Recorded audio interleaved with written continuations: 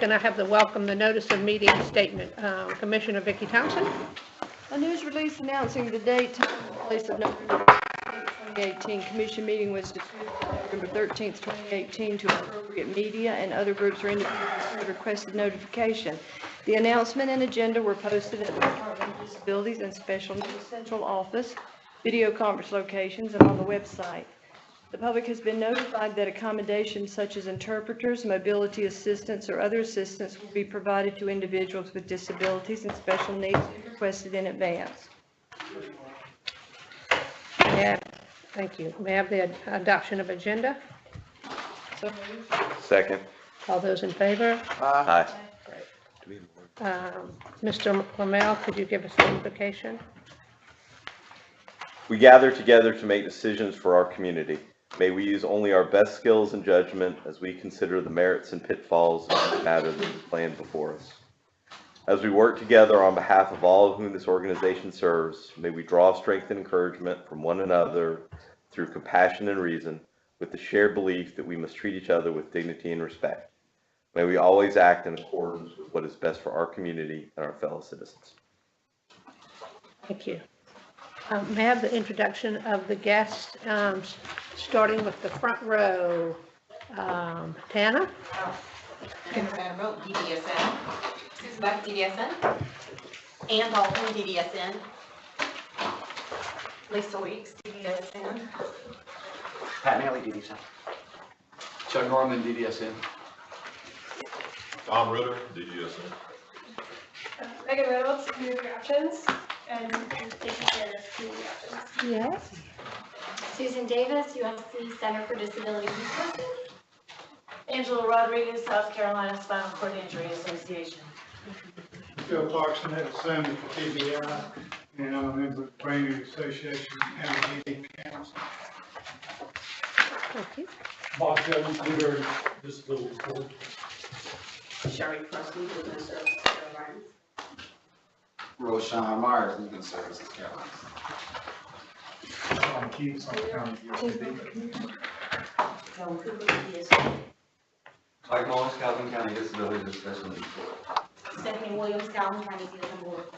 Good morning, Mike Keith, Marion Dillon, DSN. Dorothy Newman, Community Options. Formal Civil Protection and Advocacy.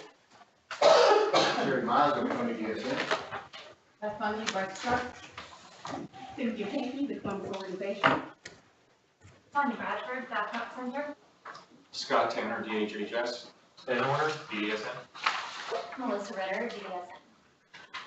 The lady hiding behind that camera, could you tell us who you are? Oh, sorry. Hi, I'm Emily Scarlett with WIS-TV. Thank you very much.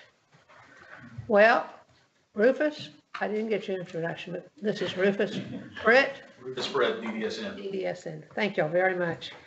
Welcome, everyone. Approval of the minutes of September 20th, 2018, and October 1st, 2018 commission meetings. So moved. Got a second? One change to the October 1st when I am shown as physically present, and I was Skyping in just like everybody else. Okay. Okay. Was that change? Have a motion for So approval? moved with that change. Second. All those in favor? Aye. Pass it. All right, the public input. Deborah McPherson. Now, you've moved spots from me. Now, I normally get to watch you over there, so you're messing me up now. I'm a creature of habit. You know how it is. I got here late, so I had to get back. The House Legislative Oversight Committee overwhelmingly endorsed a proposal to place DDSN in the governor's cabinet. It also recommended that all county special needs boards become advisory bodies and that their county employees become state workers, in effect, making local agencies part of the DDSN. Representative Phyllis Henderson, who chaired the subcommittee when asked why she recommended restructuring, cited the fact that DDSN has not established a single regulation in 20 years. She noted that DDSN's directives are not legally binding. In addition, she indicated that DDSN commissioners have not been regularly trained on their responsibilities or how they fit into the agency structure and at times have rubber-stamped director requests. She personally believes that given the complexity of what is happening with this agency, and South Carolina is the only state that does it this way, the state would be better served by making it a cabinet agency. I and 2 former DDSN commissioners sent our recommendations to the subcommittee prior to the House Legislative Oversight Committee meeting on October 23rd. We indicated that there were pros and cons of a commission structure of governance for DDSN.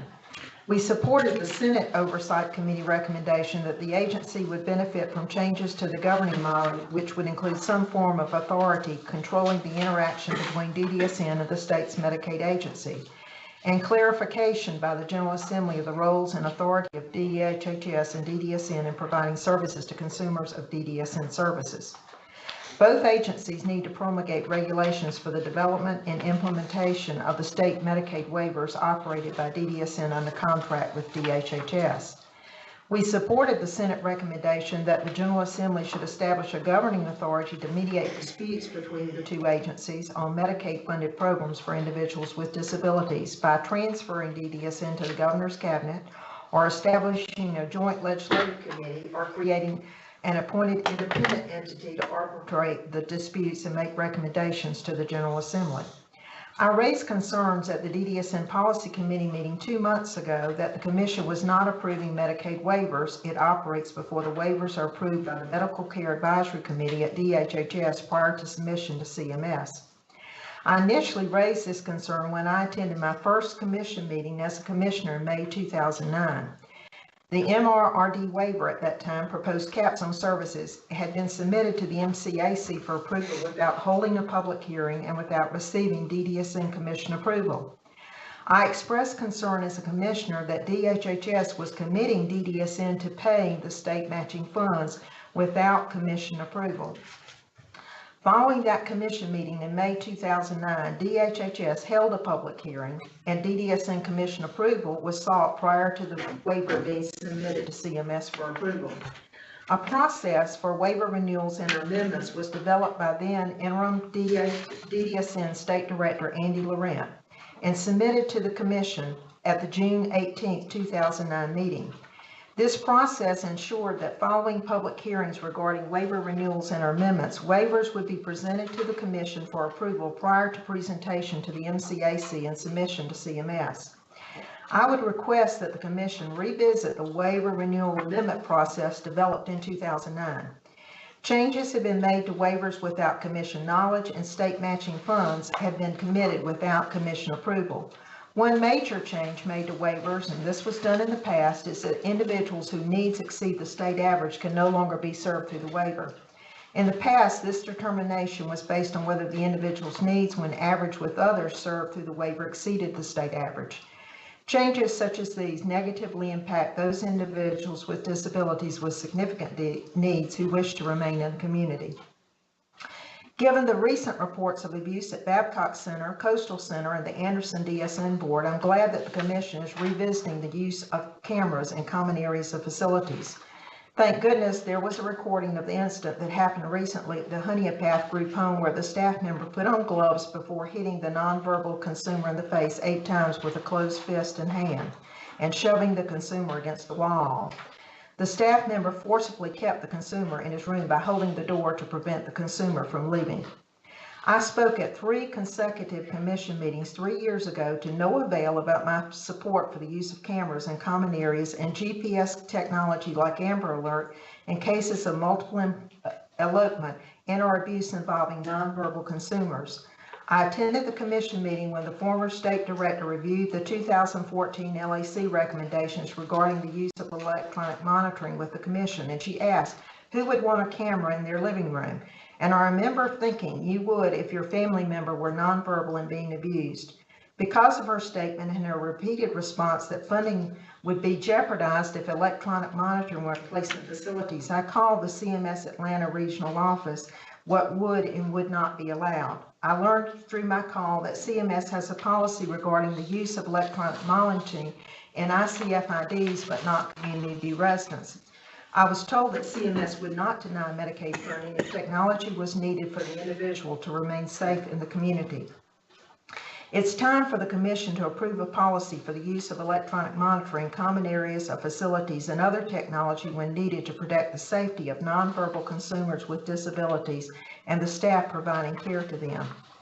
I'm especially concerned about the most recent article in the Greenville News.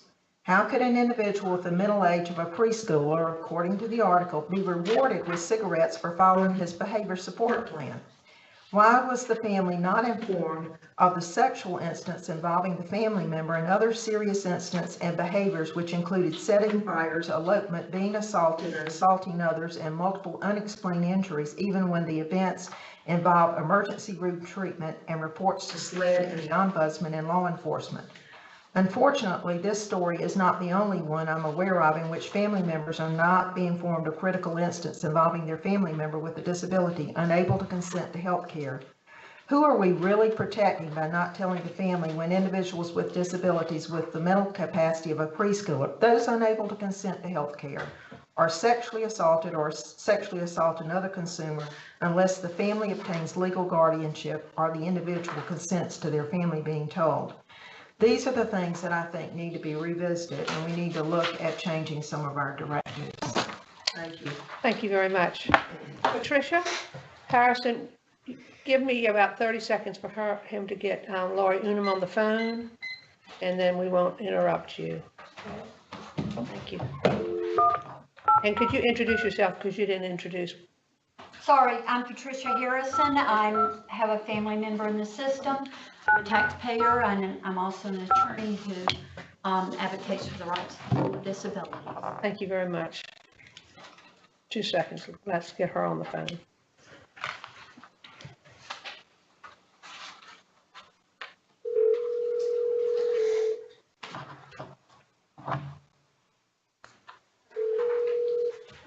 Hello.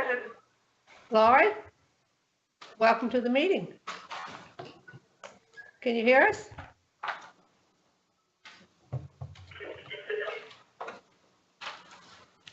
Hello? Yes. Okay, great. Welcome. Go ahead, Patricia. Thank you. Hello, Lori. Just when I think I can't be shocked by anything in the system, I've spent the last few weeks immersed in incident reports and medical records and residential records of persons in the system. And what I'm finding is that in violation of the Adult Health Care Consent Act, boards are either one, allowing consumers who have the mental age of a 2 to 5-year-old to give consent up until that person is injured.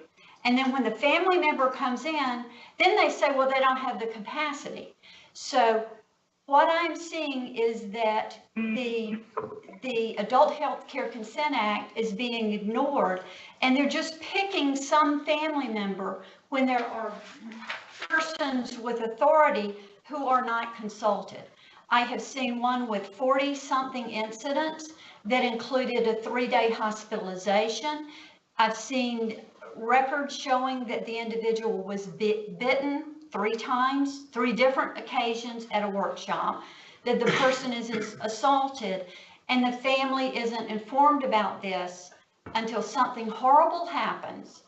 And then when we start going back to look at the records, we saw the red flags, but they had a person with an IQ of 36 with the mental age of a preschooler signing documents so that the family never knows these things are happening. What I'm seeing is that when SLED, the Ombudsman, and the agency investigate, the only people they talk to are the people at the house. In one case, my client kept saying so-and-so was beating me, but they never interviewed him without the house staff there. What I'm seeing are the incident reports when the Ombudsman or when SLED or local law enforcement issue a final report, those aren't given to the family. Would you not want to know if your family member there was an allegation that he was sexually assaulted? What I've seen is that on 2 occasions there were sexual incidents where my client with the mental capacity of a 4-year-old was having oral sex at the location of the group home. It wasn't reported to the family. There was no rape protocol. And what we found out a year later is that the board was giving this person training in sexual responsibilities, in picking your partners, in using a condom. Why would we teach a 4-year-old, the equivalent of a 4-year-old, to use a condom? And knowing that the symptoms of sexually transmitted diseases, this person doesn't understand the symptoms of sexually transmitted diseases. And we didn't check him afterwards. We didn't do any rape protocol to know if he does have that kind of problem, which could be passed on to other consumers the way that the sex abuse policy is written. DDSN has written a directive without public consent or without public discussion, saying that if there is a sexual assault or an allegation of a sexual assault at a workshop, then the parents, unless they've been appointed as guardians, are not informed unless the person who has a mental capacity of a 2-year-old, remember, consents to the family being informed. What the Supreme Court said in Madison was that if a person, despite the fact they're an adult, if a person has the mental capacity of a child, he will be treated as a child. I understand that's not politically correct, but I don't think that any of you would want your child who doesn't have the capacity to consent, who has a mental age of a 2-year-old, consenting to sex and no one doing any sexual abuse protocol. I'm seeing that when they're doing these investigations, all they're asking, the only people they're interviewing are the people on the staff. And what I'm seeing is the family says, well, she wasn't like that at home. She wasn't assaulted at home. She wasn't a high behavior person at home. So if we're not going to the family when these incidents happen and say, why is the behavior different when the person's at home and in the residential facility, then we're not getting the truth about what's really happening. So I'm also seeing that families are still not told that the law is that the cap is supposed to be exceeded, the 28-hour cap that was imposed in 2010. And if you want to resolve the crisis in housing, what you need to do is to let families know so they can take their family member out of these dangerous situations and get the services that they need to protect their family member at home, which is what the Family Support Act, the legislature has said in the Family Support Act. Thank you. Thank you very much. Do you have any commissioners' update? I had just two things. So last week I was in Washington. Many of you know I serve as the president's chairman of the Committee for People with Intellectual Disability. And so we had our first committee meeting last week. And the focus for this coming year is going to be on breaking down barriers and opening up more opportunities for people to have employment. So I'm going to kind of continue my listening tour, and I look forward to getting with all of you to continue to get your ideas on what are those things, those barriers that we need to be breaking down so that we can open up more opportunities so that everyone can live their American dream. And then the second issue, I left the Meyer Center last month to actually focus my time really on advocacy. I was running a school for children with intellectual disabilities, and as I've said on this commission and my work in Washington, with my background in public affairs, I just felt compelled to do more in terms of advocating for our children and for our citizens. So that's what I'm going to focus on. So I wanted to publicly let everyone know that. Thank you. Anyone else? Thank you. Can we have the director's report? Mary? You do the policy. The policy, oops, I always want to put those separate. Can we have the policy update? Vicki? Okay, Vicki Thompson? Sorry. We have compiled the information from we had a lot of inputs on the obtaining consent policy, and I forgot the full title of that thing, what it is. Yeah. Look at mine. You changed the title too. Change the title, yeah, we did change the title. There you go. Oh, thanks. Obtaining healthcare consent for minors and adults with intellectual and related disabilities, including autism. So we have compiled the policies. We've had a couple of shots at it. We may have to go at it again. But what's going to happen now is we're going to ask Susan to compile all that, and the policy committee is going to try to meet between now and the next commission meeting, and not prior to the commission meeting, at a time when we're not, on that clock for that hour. And we did not get to the cameras yet in the policy committee meeting, but we're getting there. It's just a slow process. I feel like this policy, once we get this one agreed to and passed by everybody, then the other 4 that we agreed to consider, there were 5 total, won't be as difficult, because this is going to be the toughest one. And we hope that this problem that has haunted us for the last couple of years will be resolved in the legislature this year. So we'll have something a little bit more solid that we can hang our hat on as far as people unable to consent. And that's all. We don't have anything to vote on. Okay, there'll be no motion at that time. Thank you, Vicki. So the state director's report? May I go up there? Sure. That way I can see everybody.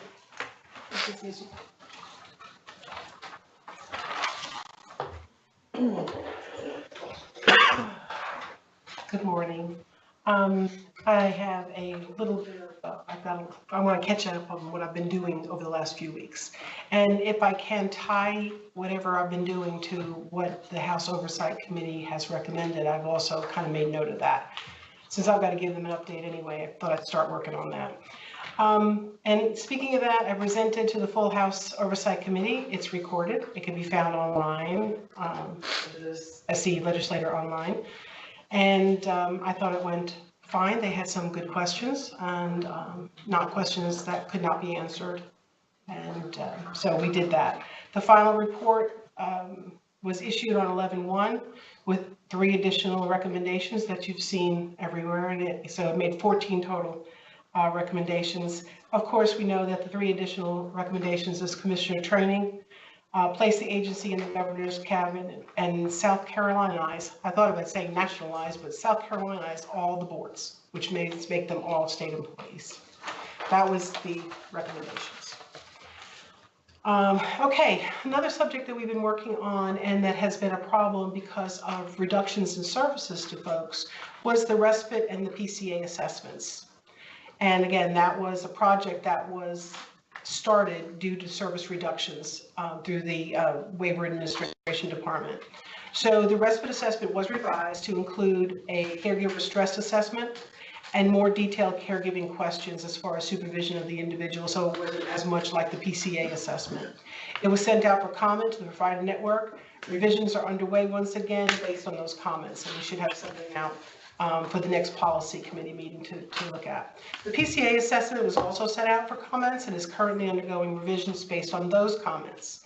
So the goal is to get the new assessments distributed, trained, and in use by the end of this year, because it's been a while. We want to get this thing back rolling. And once the assessments are in use, the case managers are going to be asked to go back and look at the folks that lost services due to the old assessment tool, and we're going to do some reassessments using the new tool, which is what we said we were going to do. An update on EI and BabyNet. System integration, according to HHS, will be completed by April. On 7/21, the system will go fee for service. I'm sorry, 7/1. That's a typo on my part. I'm reading my own stuff. The system will go fee for service for all providers of early intervention. And HHS has agreed to provide hands-on assistance to get providers enrolled as direct bill providers, because they will need direct. I've done this before, and we do need hands-on assistance in this. It's not as easy as everybody thinks it is, but we can get it done. And if not, we're prepared to do the billing for this service. We're tracking billing now to encourage providers to be proactive and get their EIs to increase their production if they're used to just getting the money based on a grant versus based on their production. And we will begin the development of an administrative contract for early intervention. So that was an agreement that will start with that one administrative contract for that one service, so we can see how they're built. The rate recommendations, although previously given a time frame to expect an initial report, we are continuing to wait for Mercer's recommendations. Remember, we're expecting assessment of our current band system and the opportunities to improve. So we're waiting to see what their recommendations are regarding the bands. The second item we are waiting a report on, it will be an update based on cost and market rate analysis of all DHHS rates to DDSN, both community and ICF rates. So we're looking, and regional ICF rates. These rates will be a pass-through rate. So again, we're going to have to work on that admin contract because the rates that they come up with will be the rate to provide the service directly to the providers. All right. Budget presentation. Do we have any sort of time frame, like sort of expectation? I really thought we would have that by now. Okay. We were expecting November to have it. Based on our last phone call, I would hope before the end of this year. Okay, thank you. I would hope. Thank you.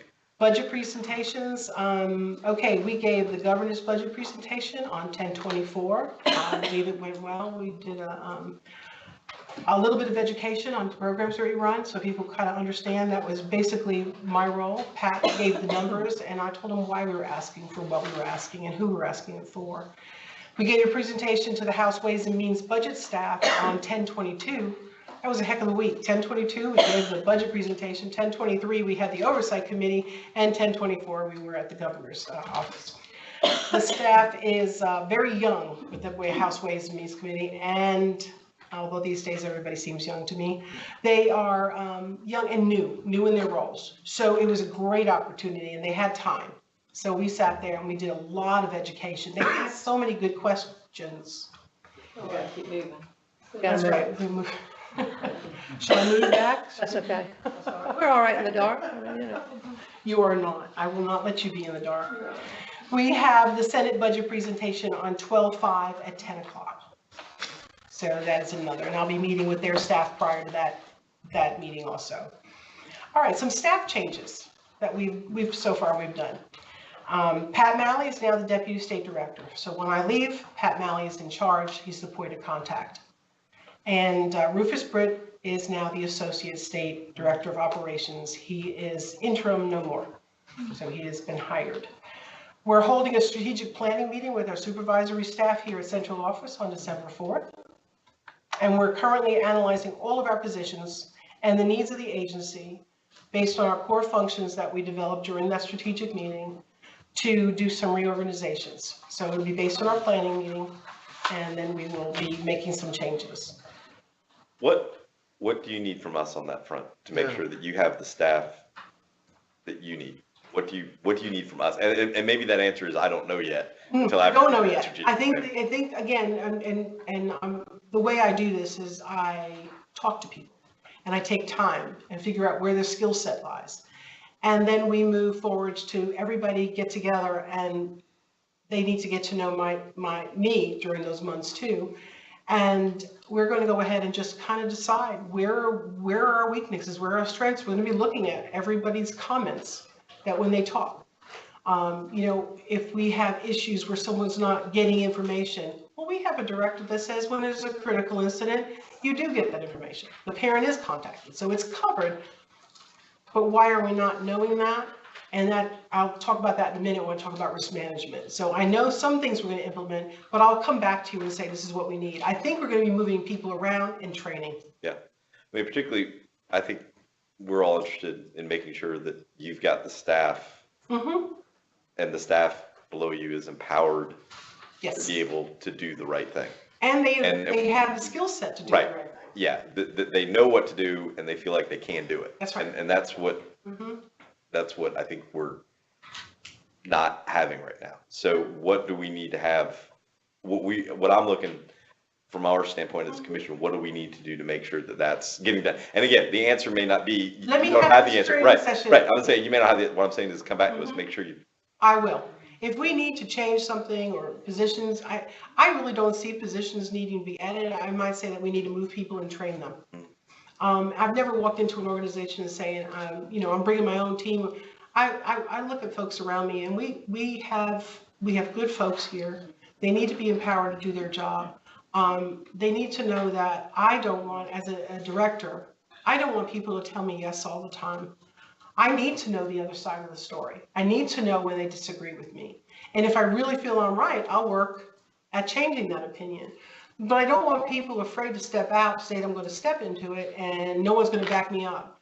And if anybody who's ever worked with me for a long time, and I've said this to one of our folks, but if you step in it and you've done everything and you're just doing this because you believe you're doing the right thing, I'm the kind of manager that'll bend down, clean off your shoe, and help you move forward.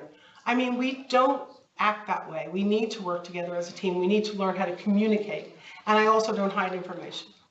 I don't believe that holding information inside of me is power. I believe that giving information grows a better team. When you have a good team, you win. Don't make me use my Yankees analogy for Mary, Jackson joined the team. Who is the finance director? We don't have a finance director. It is posted. We just have all of our, that's on here. We just have all of our resumes in. So we're getting ready to hire a CFO. So we're ready to do interviews with a CFO, but we're not ready to hire one. And my daughter said I threw state HR under the bus, but I don't think I did. But things are slow. So when you kind of look at a job description and salaries, and we changed the title to CFO from Associate State Director, it had to go through the state HR. Because I want this person to worry about finances here. So whose position did Pat take? Pat is just in his position. We just changed it to The deputy title, director. okay. Because I was giving him, I said, Pat, would you please go tell folks to do this? And he's like, I don't have the authority to do that. And I said, well, you need to have the authority to do it. And it makes the line of communication much simpler. So. Also, if you're out of town, he can. And he was, and that's one of the policies we need approved, is that we've changed it so it didn't have two names in there. It just has his name in there. Okay. The next thing I want to talk about is direct care professionals. That is a hot topic, and it's recommendation number 1 from the Oversight Committee. It's in there, but we've already been working on it. I have asked some folks, and I'm going to ask Chris Neely if he would also sit in on this, and if he has the time, that we've put together a DSP steering committee, a DSP Career Development Steering Committee. And it's members from DDSN, providers, and education. There's somebody that runs the tech program up in York that's agreed to, and he used to be a former board member, so he knows what we do. We're tasked to develop a pitch that's going to be given to the Department of Education on December 10th. We want to develop a tech track in high school that has a DSP curriculum. And we know that the high schools have a CNA curriculum. And that's fine, but CNAs are mostly in nursing homes and hospitals, and that's what they're taught. So they're not given things like introduction to intellectual disabilities or introduction to autism.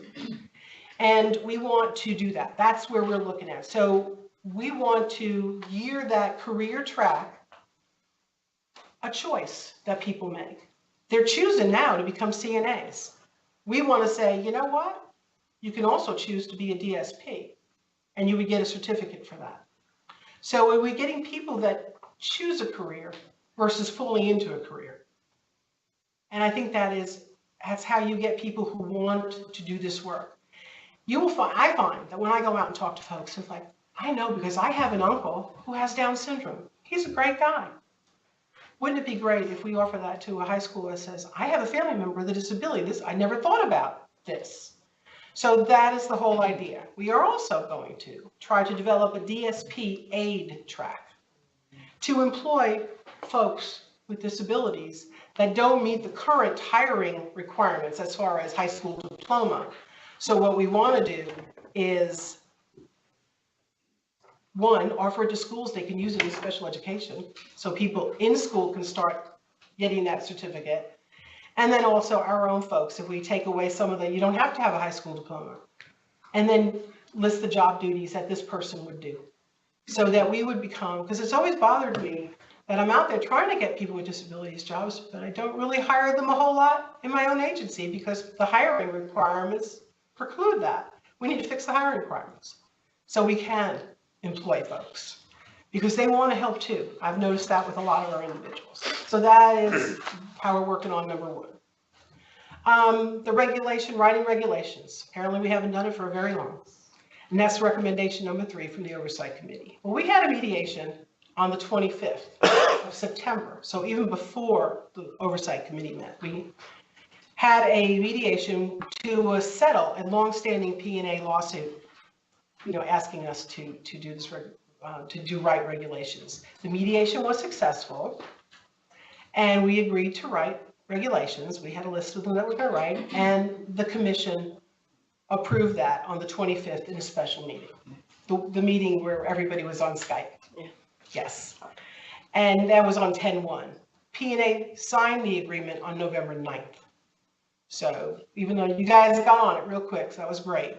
They signed it on November 9th. So our clock is now ticking to be able to get that those regulations or to write the intent that we are going to be filing regulations. And we have 100 days to get that done. So with the legislative committee, with our staff, we're going to go ahead and learn how the process goes. And there's plenty of people down in the General Assembly to help us. So we'll get it done. Then there's also the idea of, and this is recommendation number 4 and 6 through 14, repealing or amending current state law. We're going to act within our authority to amend current legislations because we do have some authority to do that. But for the items not in the scope of our authority, we're going to go ahead and make our recommendations like we normally do. Maybe use the legislative committee to kind of push them through a little harder. See, I'm going to have you working, Chris. Excellent. And as far as, there was recommendations about the commission. That was recommendation number 5. So how I want to handle this is on 11/30, the first weekly information bulletin will be sent to all the commission members. It's going to be your information roundup of things that are happening, going on that you need to be aware of. And I'm going to highlight the items that we're going to see hit us on a commission meeting date. So you're not going to see an issue for the first time when we sit down and you open your book and you look at the agenda. You're going to get information, you're going to get some background on it. And I will highlight, this is going to need commission action. The state director will also include a quarterly survey on that little bulletin, just a small little thing. It's going to be an email that is going to ask which areas would you like to have training or more information in, or what do you have questions about. So if an issue is brought up by a public commenter that you say, tell me about this, I want to know more about this, be happy to do it. It can be done on an individual basis versus trying to get everybody together at one time, and everybody's depth of knowledge is different. I'd be more than happy to help you, because as anybody will know, I could talk a long time about what we do. And also the state director will develop orientation modules for new incoming commission members. So when the person is named, and even while they're going through the confirmation process, we can go ahead and start setting up training in those modules. And then the last thing I want to talk about is the regional centers. I can give you my calendar. I've been out and about quite a bit. I've gone to a lot of boards. I was just at a breakfast in Spartanburg yesterday for their annual meeting. I've been to employee recognition award ceremonies at quite a few places, and I have visited all 5 regional centers. I have visited the Coastal Center twice, and I'm going back tomorrow. I'm training actually tomorrow. I'm training the management staff on the art of debriefing incidents. How you look at an incident. Basically, it's taking a mirror and looking into it and looking for the wrinkles and the bad things and trying to figure out how do I learn from this and move forward so it doesn't happen again. So that is part of what I do with risk management, and that is the system we're building, a risk management system, quality improvement program, and I'm introducing that to the whole agency. We do collect a lot of data here. They're very good at it, but it's what you do with that data that's important. So I keep telling everybody I'm weaponizing the data. And that's basically saying that we're going to sit down, we're going to take our executive staff meeting once a month, turn it into a risk management, quality management meeting, and we're going to review the incidents. And if we see something where somebody wasn't notified that there was a problem with their family member, that's when we go ahead and contact and reach out and provide the assistance that that person, that board might need. We're going to look at systems versus looking at, we're going to look at the incidents to determine that there's not a system in place, and then we're going to help people build their system. But we have to build one here first. So that's going to be starting. In addition, Pat and Rufus have been studying budget development at all the centers. Budget reviews show nursing that is understaffed, and we'll recommend pay increases to permit us to attract nurses to us instead of using contract nurses, which is costing us more money anyway. So it should offset itself. We are short on direct care staff, but not for lack of trying. They are trying. So we're trying to look at the shortage, but it's not just in the regional centers. We know that direct care staff vacancies are high everywhere. So we're trying to address that through recruiting and developing an active certification program. We're going to kind of crack open that CPIP account and ICF funding for room and board to get delayed maintenance inside the walls of our regional centers up to speed. And I have the samples, I have the colors, I have everything. We're going to buy some furniture. And Gary knows to me, sometimes attitudes, when you need to know that there's change in the air. One of the simplest things to change first, so people get the idea, because hearts and minds are hard to change and it takes a little bit more time and effort. But the physical plant of something, when you change it, people realize something's different. And that's what we really want folks to know, is that something is different. And that's with me going down there tomorrow, visiting the centers. I want them to know something's different. And we're watching what you're doing. If you don't have the skills, we're going to teach them.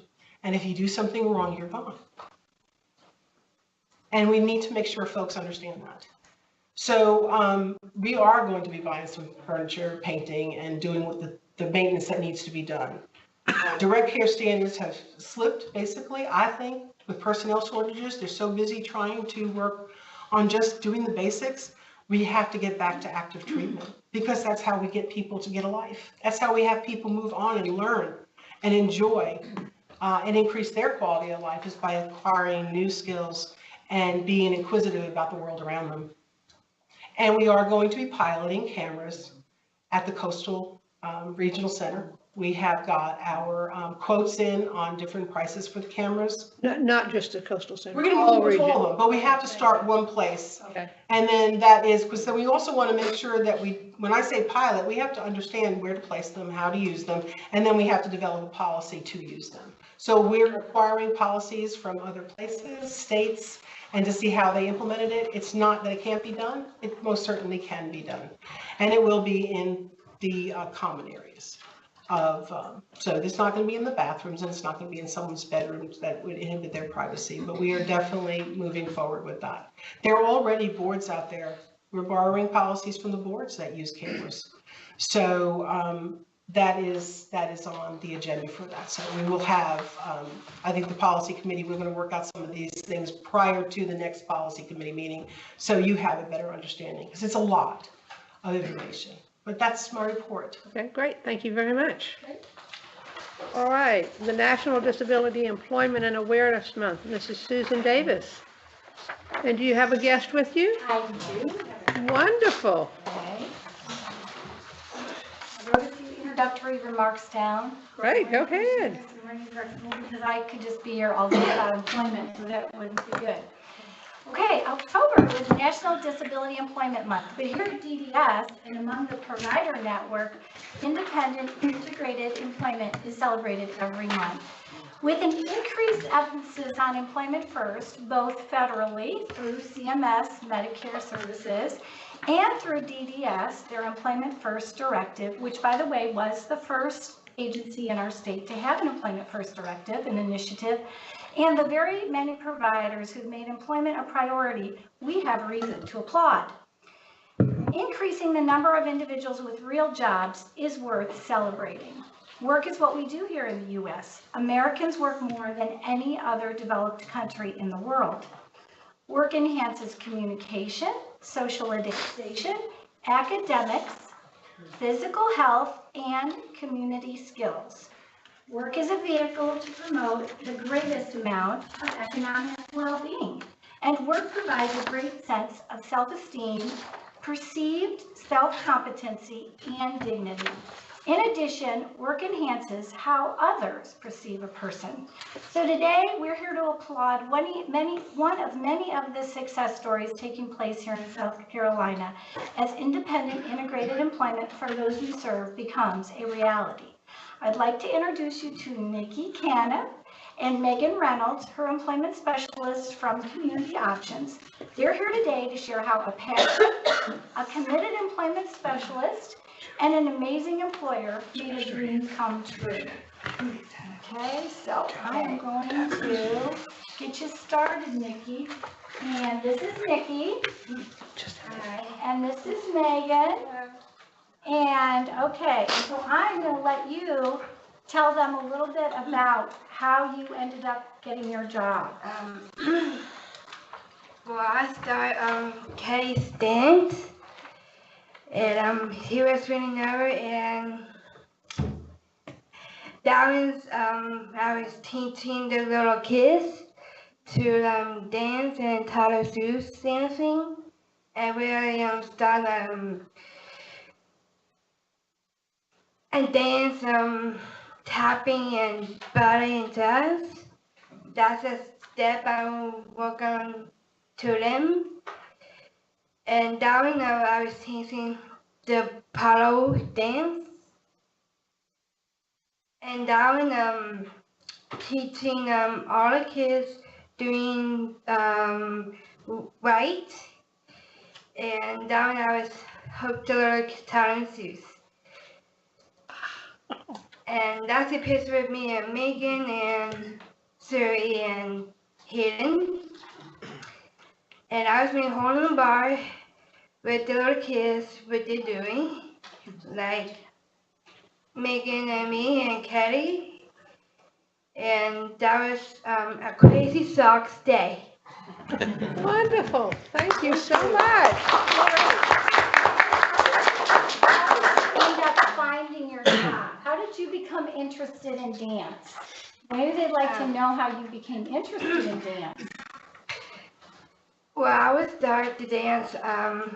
It was Stoneport High School. I was beating myself on stage a lot, and that's where I started.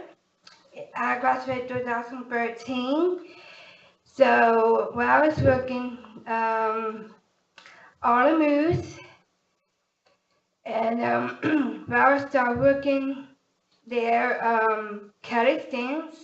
So that's why I teach art, and I've been all places, and Kelly was hoping, and she was my another Megan teach me to teach all the kids, and that's why I'm starting there.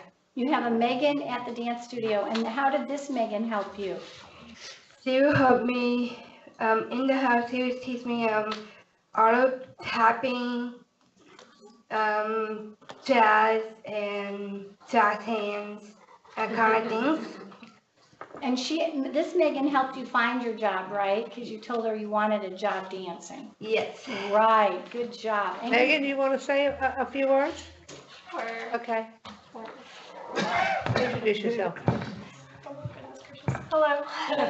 My name is Megan Reynolds. I am a supported employment specialist with Community Options. Nikki and I met about a year ago. She got hired at Kelly's Dance in December and started teaching in January. We did what's called job carving with Nikki. So we took her interests and her skills into account when looking for a job, and then tried to match that with a business in our area. We were excited to find Kelly's Dance. They actually already had kind of a plan in mind. As soon as I reached out to propose the idea, they were on board before they even met Nikki, and then they met her, and it was just sold. Okay. But they've been a fantastic supportive employer. Nikki has been, it's been really cool to see her. She's come out of her shell a lot. She's become more confident.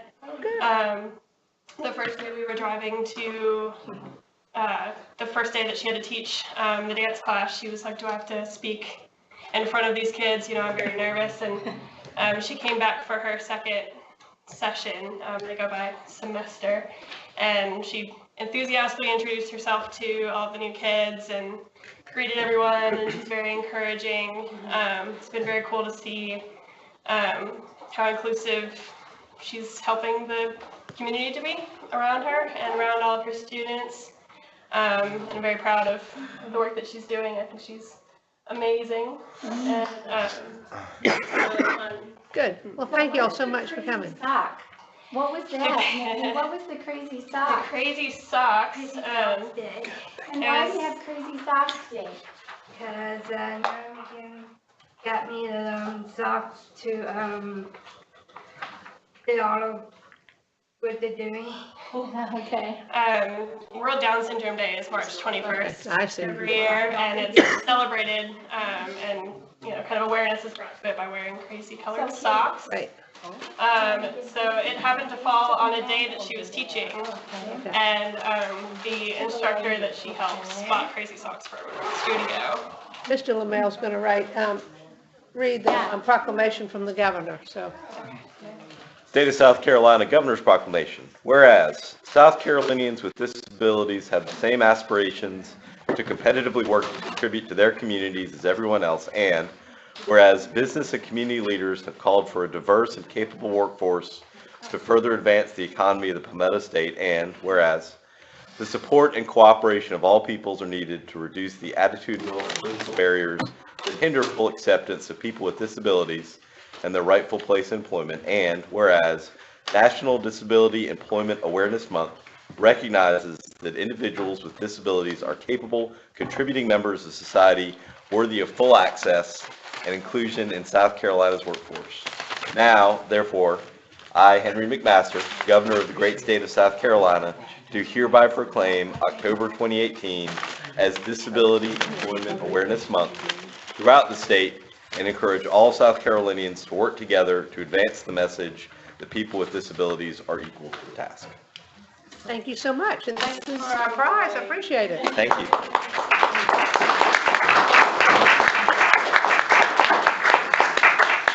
Mr. Malley, And thank you. Yes. the financial update. The document in your binder pertains to our expenditures through the end of October, so we're 1/3 through the year. And we look at our expenditures and just compare it to where we are, and I would say we're in good shape as far as we're 33 to 30% through the year, and we spent 34% of our funds. I think being a little high, normally in July and August, we have some pent-up spending from the prior year where we had we cut things a little tight in June to make our margins. So I think we're fine on the expense side. Kind of a renewed effort this year because of our forecasting on the revenue side, which we don't formally report, but I think we have to do a better job at that. That's a much more variable number and has a lot more risk to us as an agency as we go through the year. We looked at that hard, looked at all our assumptions, and it is a very complicated forecast to determine Medicaid revenue for the year. And in our collective wisdom, looking at the revenue we've seen so far, plus all the adjustments we have to do to account for all the variations that our estimated $1.7 million net surplus this year, our numbers are a little bit higher than that, but I hate to give a hard number because there's so much variability in the numbers. And as part of this process, we're looking to tighten up our cash flows with providers through res logs and day logs so that we can always stay on top of our cash flow so that as the year goes through, we're in a better position to forecast if we are at risk of not ending a positive balance. So that's my report. Any questions? Any questions, Chris? I do. The administrative costs are up like 5%.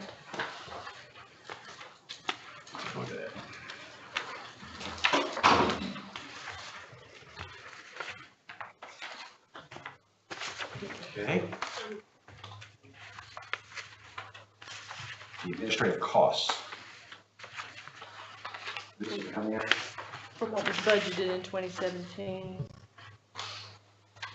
It was 7.883 million and it's 8.256 million. And I'm wondering if that 300 and something is, $373,000 difference was that the waiver division?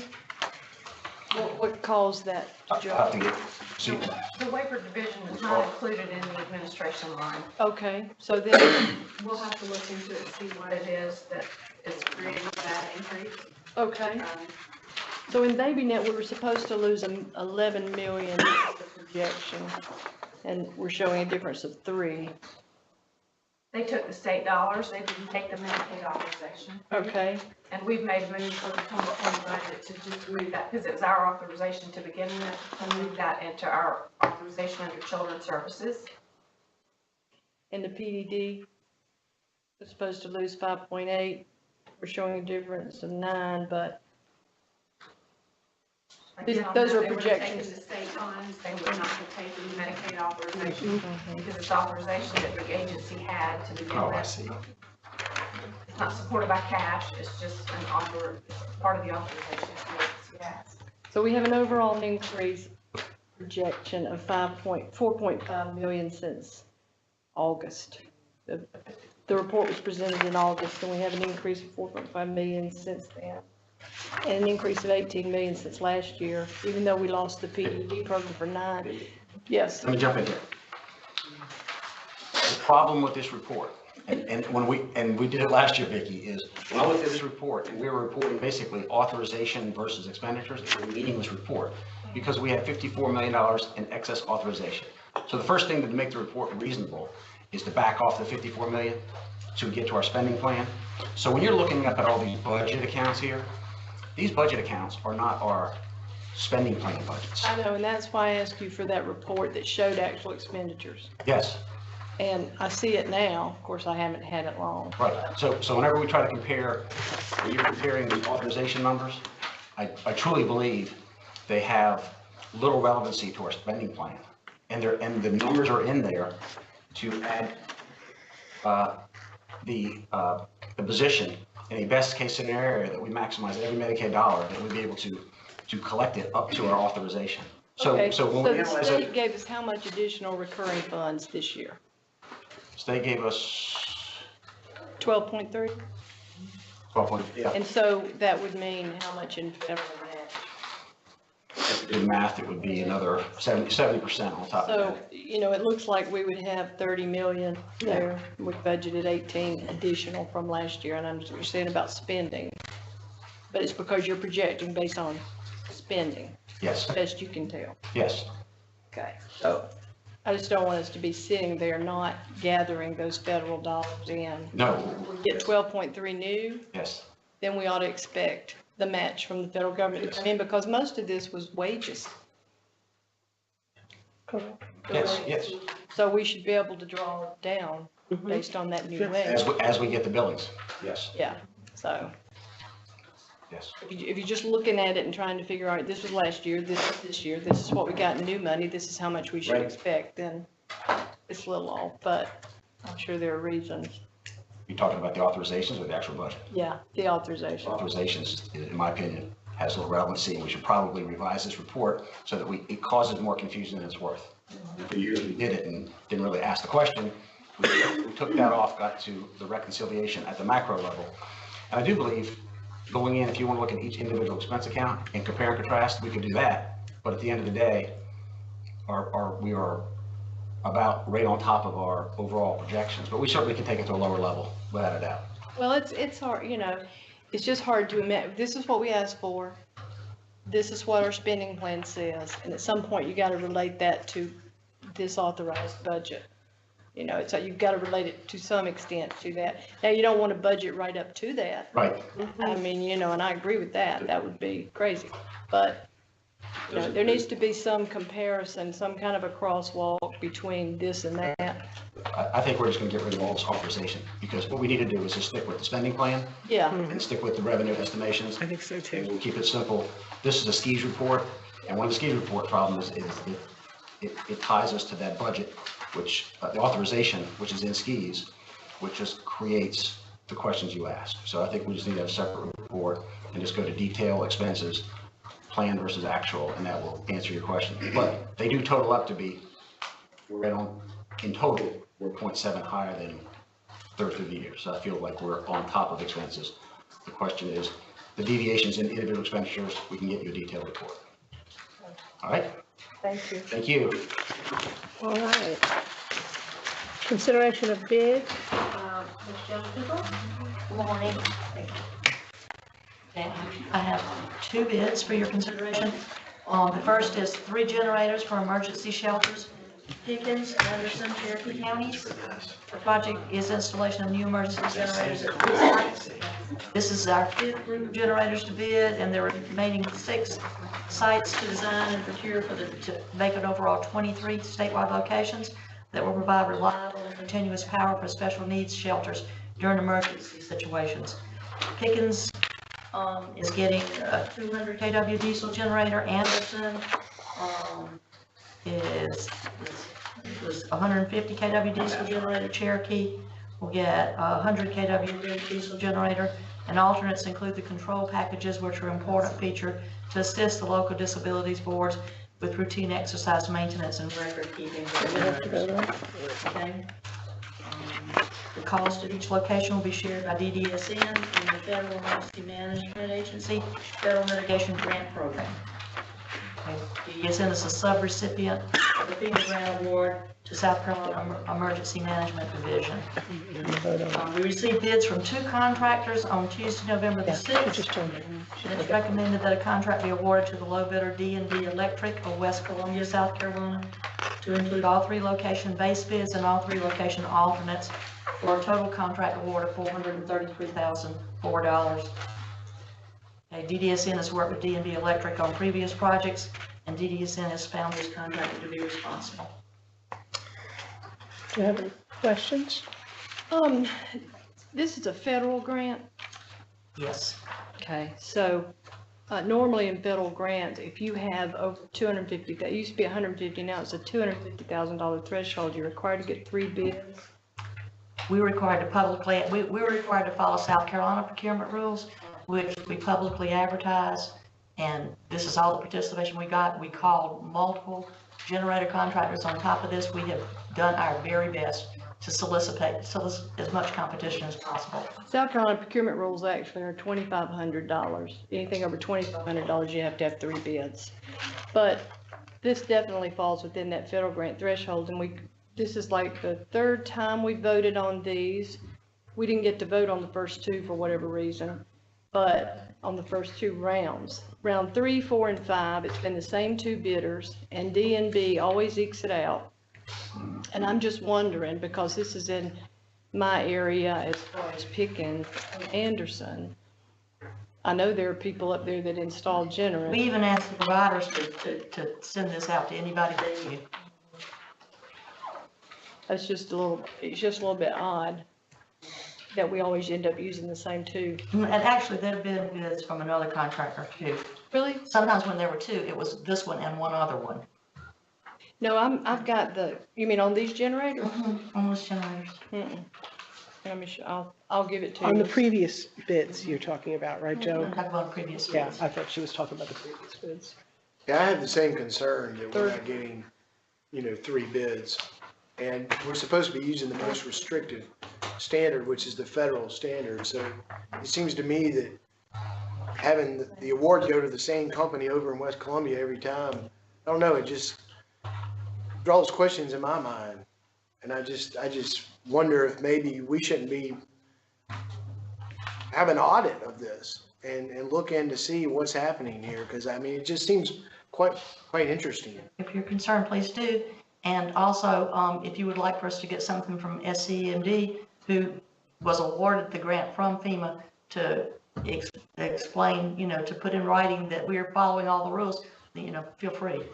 I just find it hard to believe that there's only 3 companies that can provide this service. Because there's a lot of who we've called. We'll be happy to share that. be happy to. I think it'd be interesting for the commission to see that. We can get you the documentation, is that what you're asking for? Right. Or we can ask Kevin to audit the process. But I know it sounds odd, and I'm just going to chime in as a provider of services who had to follow the procurement policy. It's very hard to get. It's very hard to get bids. I know it sounds crazy, but it is absolutely true. When you're trying to build something, unless you're in an economic downturn, in 2008, I had no problem getting bids. But after that, everybody is. But even during the downturn, we were going this way. Yeah, I mean, I don't know if there's just only so many people that do this kind of work, but provide the documentation. We can table it till next time. Be happy to. If that's okay. Yeah. There is a contingent of people that don't like doing the government work. There's a lot more hurdles to get, and there's a demand for these services. And if you can go to a private and get, the same money with less regulatory side of things. I mean, as long as we're soliciting the bids properly. I mean, if we're out there begging people to make bids and they don't make the bids, I don't know what else we can do. I mean, We can do that. I can assure you that's what we're doing. right. I mean, We're that's, making sure that everyone is notified, that it's publicly advertised, and we're following up to the greatest extent It reasonable. looks to me like a business opportunity for somebody. I know. Well, obviously for DNB, I mean, they're taking advantage of it. But the other thing is when DNB is doing the work, is the work being done right? And it appears like Yes. it is. Yes. Every indication we have at this point in time, we're satisfied with the quality of DNB's work. I mean, if they are the qualifying bidder and they've done good work for us in the past, at least we're getting it done by somebody who can do it. Well, Sam, you have any thoughts? Is there any kind of a timeline or urgency on approval of this? The bids are good for 60 days. That's now already been some of that time. If we go to the next commission meeting, we're probably really pushing the dates on that, because after that, we have to post a 10-day protest period for someone who's aggrieved, but, that's up to y'all. I know we've been working on this I've been here 6 years. We've been working on it for 6 years. This is the first time we've really finally got some bids. Well, this happened in 2014. And 2014. we've had the money since 2016. All right. So we've had several different cycles of this with the same bidders. And, Right. It's just, I don't know why we have to do it in these phases, but, I guess we do. But I don't know if you can do it without 3 bids or not. Well, I can think have a no that's, bid. I think we could we go ahead and, if we do go ahead and approve it, and then the federal government could shut us They in. could audit. Yeah, they could audit. That's, May I ask a question? yeah. Do we have no bids? Did you send out a bid and somebody wrote, I'm not bidding on this? No, this is a public bid Public opening. bid. Yeah, you have no bid. All right, why don't we do this? Why don't we vote on it, and then we can go on to the next thing. But, is there a motion to accept the bid? I move to accept the bid from DNB Electrical. Okay, Second. second. All those in favor? Aye. And I'm gonna be the lone vote, I'm gonna vote, go ahead. So, You we didn't ask will. who's opposed. Who's opposed? Well, I know who's, but both of y'all are looking at me like I'm. I mean, I just want to I'm not questioning Yeah. your due Oh, diligence. and I just Laurie, want I'm to make sorry. sure. Are you Yeah, Laurie voting gets to for or vote. go? She's not there. Laurie, Were you asking? Yeah. are you voting for the bid or against it? Station, but if it's the will of the committee, I'll vote aye. All right. That would be the time. No, you would be the tie. So what I have at this point is 2 people for, 2 people against, and you'll be the tie. You'll be the breaking the tie. Either you want it or you don't, because we only have 1 bid or we only have two. You have 2 We had bids. 2 bids, and it's from this DNB. I'm sorry, I don't have it. Yeah, DNB. And what we have said is that the opposers say that we've had a problem because they seem to always get the bid, and the other ones just kind of feel that it's hard to get people to bid to do this type of work, especially with the way the climate is now. And, and then one person, I guess me, says, I'd really just like to get the job done. So you make Well, a decision. I mean, I suppose I'll vote in favor, but with the recommendation that we, I've been following the discussion as much as I could. Yeah, sure. Do a little harder to do a little better and getting more bids moving forward. Joan has said that they've followed procedures on trying to get bids, and unfortunately they haven't. And I know that Vicky, I understand how she's real frustrated because she gets to see the same person has been bidding. And I think Chris has that same problem. I do. I mean, just a quick Google search where I'm located right now, and I got 8 companies around me that pop up that do this same business. I mean, I don't know. With federal dollars, I just think we need to look into it. And, I mean, I just think there's more opportunities for us to be more competitive and do the right thing.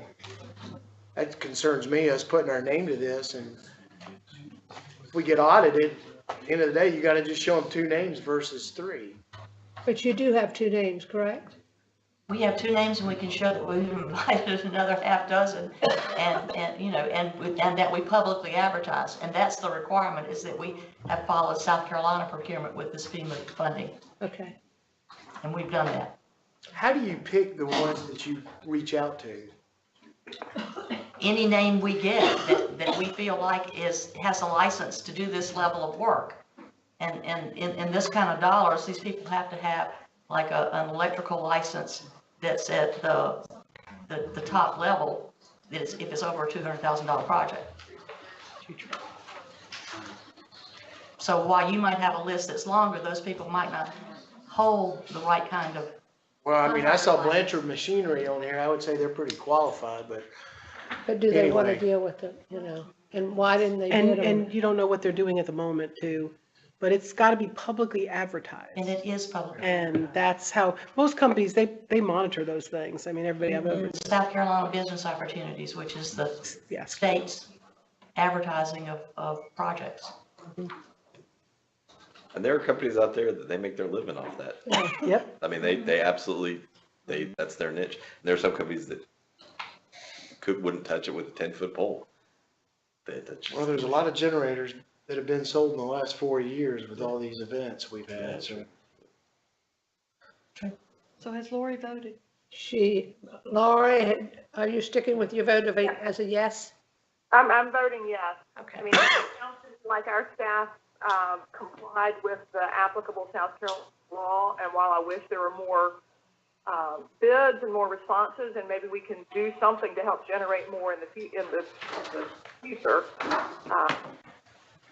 it doesn't sound to me like we're out of compliance. Okay, great. Well, thank you very much for your vote. So we have 3 for and 2 against. So I guess, go ahead, Joan, that's everything. Thank you. Very much for all your hard work. Okay. The second bid is for Coastal Center HVAC replacement at Highlands 510.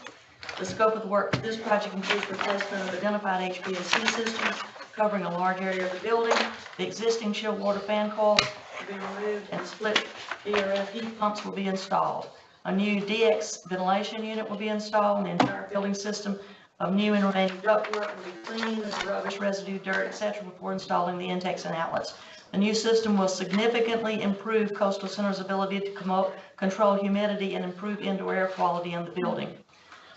The project was approved in fiscal year 17-18 Comprehensive Permanent Improvement Plan on July 20th, 2017 Commission meeting. It is recommended that a contract be awarded for the base bid to Case Company Incorporated of Florence, South Carolina, in the amount of $607,000. CSN has worked with Case Company Incorporated on past projects and has found this contractor to be responsible and to perform good work. Okay, on this one, we got 3 bids. This was originally scheduled to bid on the 6th. However, one contractor asked for an extension, and we really wanted to be sure we had competition, so that's why the bids came in on the 13th instead, because we postponed in an attempt to get more competition. That's the way it should be done. Yeah, okay. Anybody have any other questions? Rufus, can I ask a question? I thought Highlands was not occupied at this time. just the hillside area. Okay, thank you very much. That's what I need to know. Toward this building. Yeah. Needs this. Anybody have any questions on this? Do I have a bid? I mean, a motion, I'm sorry, a motion to, you have a motion for approval? Auctioneer of. Second? All those in favor? Aye. Thank you. Thank you. All right. Mr. Chuck Norman, Good morning. morning. We have 2 community contracts we need to amend, and these amendments are for vacancies that have been filled. One is for Charles Lee Center for $442,000, and the other is for the Sumter County Board for $461,000. And these are to fill existing vacancies. It just adds to their contract that was approved back in June. Do I have any questions, any discussion? Vicki? What is restoration of, I mean, when you've got restoration of vacancy at Benchmark, they had a vacancy, Right. you're putting a person in it, but,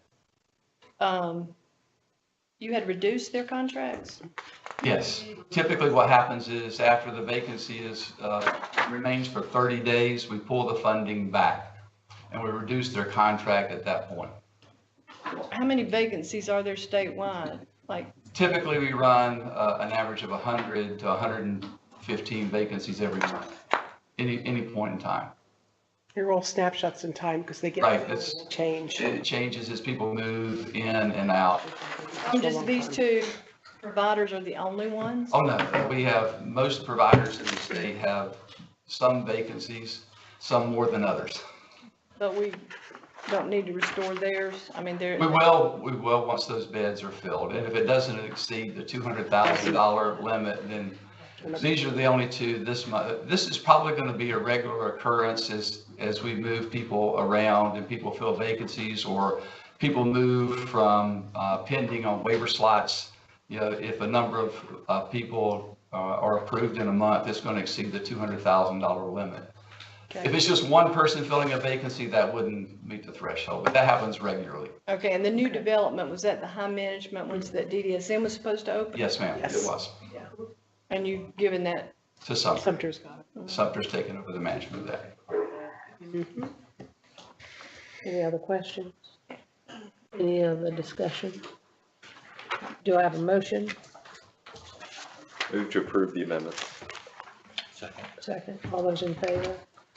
Aye. Thank you very much. All right. Mrs. Ann Dalton.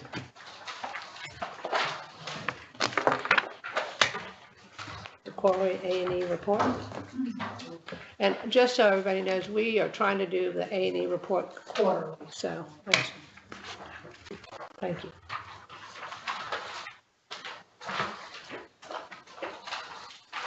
All right, good morning. So I have the familiar A&E report for you for the quarter. We're going to start off this morning talking about the regional center report, and you have a copy of these slides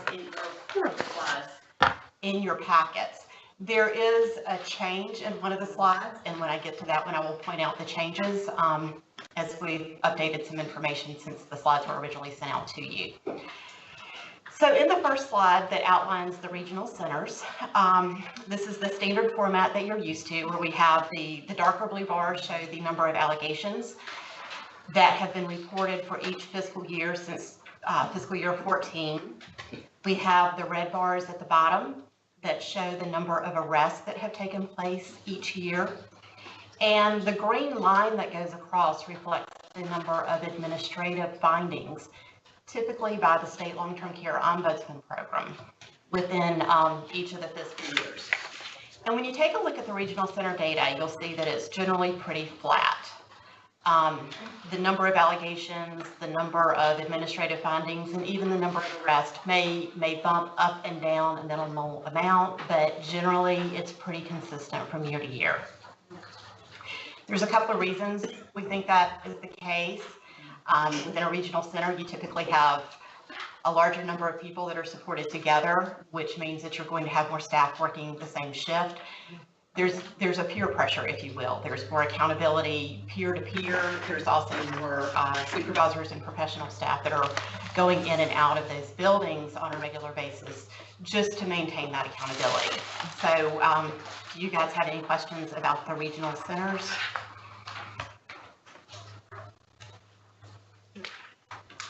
Now, the big topic for the day is the community residential program. As we look at the data that is available for this quarter, we see the number of allegations in the community residential programs have been fairly consistent. They bumped up a little bit for fiscal year 18. If we annualize the data that we have for fiscal year 19, we will see a drop. It's hard to base the future numbers on one quarter because there's so much variability. When we look at the administrative findings, we will see that there was a 28% increase. We did move up with the administrative findings from the State Long-Term Care Ombudsman's Office. We also see a huge spike in the number of arrests. We've moved from 5 in fiscal year 17 to 20 arrests in fiscal year 19. So this was a big jump for us, and I will get into more specifics about that in the following slides. We continue to receive reports throughout the year.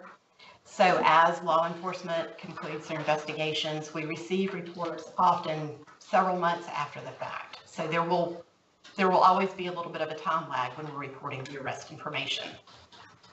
For fiscal year 19, excuse me, we have had one arrest in the first quarter. We've actually had one arrest reported for the second quarter as well, which is not included in this particular slide. We received notification of that at the end of last week. So what's happened? In the following slides, we're going to take a look at the various stressors that are in the system and how they impact staff and consumer ratios. We know that there are significant staff shortages throughout the system. We know we have existing staff that are working double shifts, they're working lots of overtime, and they're stressed. Most agencies do not have the luxury of temporary staff that they can pull in for a lot of these vacant shifts, so people are really having to work hard to meet the minimum staffing schedules. And I don't think this is making excuses for you, it's reality for most of these provider agencies. So as we dig a little deeper into the arrests that have taken place, I have a chart here for you on the left that outlines the number of arrests from fiscal year 11 to fiscal year 18. And this includes community residential programs and also the regional centers. So we put all residential settings in one bucket for this particular chart. In the second column, we have the 8-year average for different types of abuse allegations which have resulted in an arrest. The third column lists the number of arrests specifically for fiscal year 18, because that year it just stands out. And then the fourth column is a presentation that just gives you the difference in fiscal year 18 and that 8-year average. So there are two numbers that really stand out for us as you look at this data. And that's the category of a strike causing bruising with no substantial injury and the failure to report category. We had 6 arrests in fiscal year 18 that were related to failure to report abuse of a vulnerable adult. This is really unprecedented.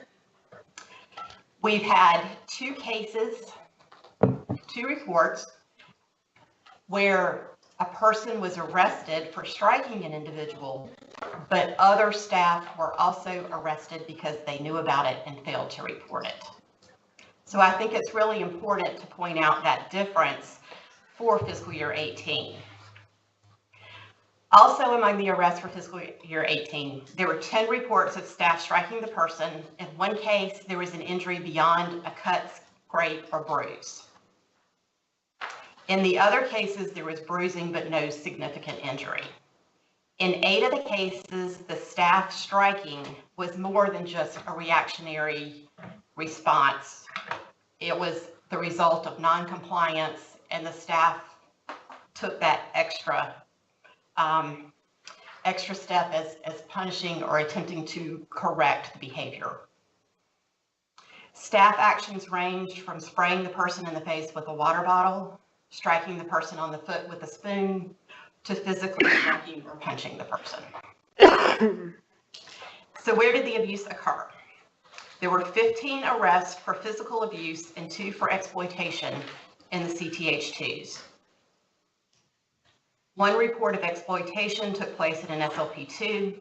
2 staff were arrested for physical abuse in a van, returning to an ICS, and 1 person was also arrested for physical abuse at a regional center.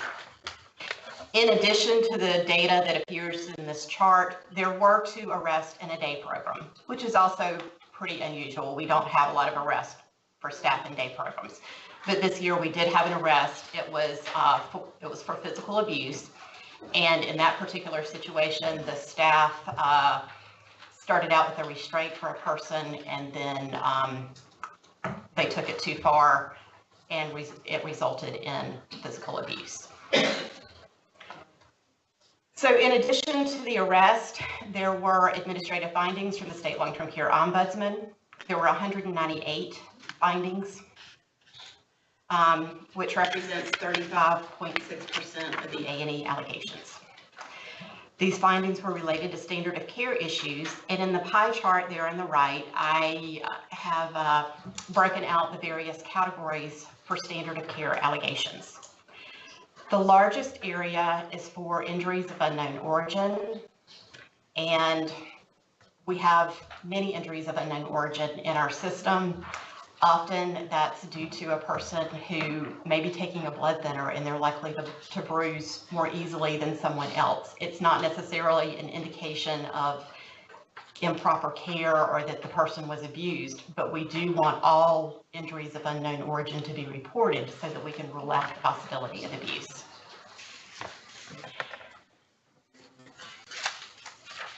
The DDSN system has about 7,500 staff out in the field, 3 shifts per day.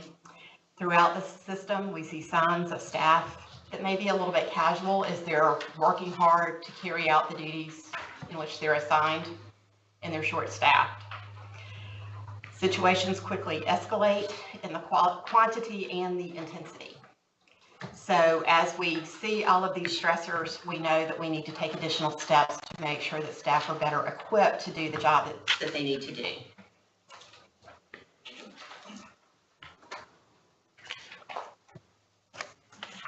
Now, this particular slide changed from what you have in your packets. I didn't realize that didn't get updated until we came into the room this morning. And let me explain a little bit about that. As we look at the rates per 100, those numbers can change depending on the point in time in which we look at the population of a program. It's not based on the number of beds, it's actually based on the unduplicated count for the number of people that may go in and out of different programs throughout the year. So those numbers do change, and that will affect the rate per 100. The slides have also been updated within a 6-day period. We actually had additional reports that showed up in the system, so I'm giving you the updated numbers. As we look at this particular chart, there have been 23 deaths in fiscal year 19. Of the 23 deaths, 10 were resulted in end-of-life care for terminal illness. We are definitely seeing more hospice care within our system. 4 of the deaths were related to cardiac issues, 5 were related to respiratory issues, and 2 of the deaths were considered accidental. We also had, I think, 2 cases that were sepsis. So there were no death reports with corresponding abuse, neglect, or exploitation allegations that went along with them. I think that's important to note. As it's been noted in prior A&E presentations, we've had 2 community ICFs that have been developed. They're specifically addressing the needs of folks who have more chronic medical conditions and may be closer to that end-of-life stage with their illness. We also have a willingness with more providers to accept people and to continue to provide services to people that are reaching that end-of-life stage. I think it's also important to point out that the average age of people living within the DDSN residential network is 48. Once people enter the residential system, they typically stay there. So as we take a look at the system as a whole, we have 1,093 people in our system aged 50 to 59. We have 838 people that range in age from 60 to 69, and 369 people over the age of 70 in our community residential setting. About 50% of our population in the regional centers is over the age of 50. And there are numerous studies that are out there that demonstrate that people with intellectual disabilities often are affected by the process of aging and diseases which may be associated with aging at an earlier age versus the general population. Any questions about the data here? I do. Yeah, I do too.